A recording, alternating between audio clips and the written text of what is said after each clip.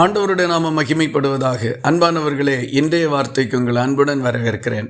இன்றைய தியானத்துக்காக 25வது சங்கீதம் 13வது வசனத்தை வாசிக்க கேட்போம். அவன் ஆத்துமா நன்மையில் தங்கும், அவன் சந்ததி பூமியை சுதந்தரித்துக் கொள்ளும். கர்த்தருக்கு பயப்படுகிற மனுஷனுக்கு வேதாகமத்தில் ஏராளம் ஆசீர்வாதங்களை கர்த்தர் வாக்கு பண்ணியிருக்கின்றார். அவைகளில் ஒன்றை நாம் வாசிக்க கேட்டோம். ஒரு மனுஷன் தேவனுக்கு பயந்து வாழுகின்ற பொழுது அவனுடைய ஆத்துமா தேவன் கொடுக்கின்ற நன்மையில் தங்கியிருக்கும். தீங்குகளிலேயோ துன்பங்களிலேயோ அநேக இழப்புகளுக்கு நடுவிலேயோ அவனுடைய வாழ்க்கை சிக்கொண்டு அழிந்து போவது இல்லை என்பது இதன் பொருளாக இருக்கின்றது.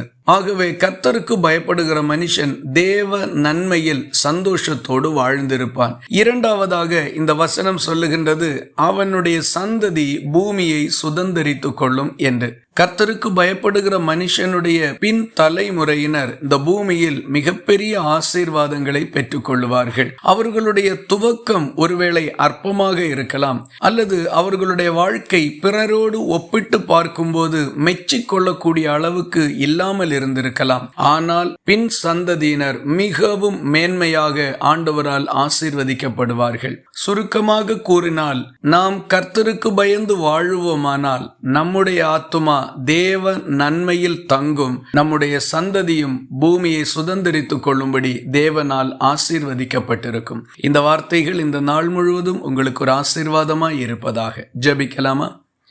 எங்களை நேசிக்கிற அன்பு நிறைந்த நல்ல ஆண்டவரே, நாங்கள் உம்மை நன்றியோடு துதிக்கிறோம். இந்த நல்ல காலை வேளையில் எங்களுக்கும் எங்கள் பின் சந்ததியினருக்கும் ஒரு நல்ல ஆசீர்வாதத்தின் செய்தியை நீர் கொடுத்திருக்கிறதற்காக உமக்கு ஸ்தோத்திரம். இவைகளை நாங்கள் பெற்றுக்கொள்ளும்படிக்கு எந்த சூழ்நிலையிலையும் உமக்கு பயந்து வாழ உதவி செய்தருளும். அதற்கு எங்களை அர்ப்பணிக்கின்றோம். ஜெபத்தை கேட்டதற்காக ஸ்தோத்திரம்.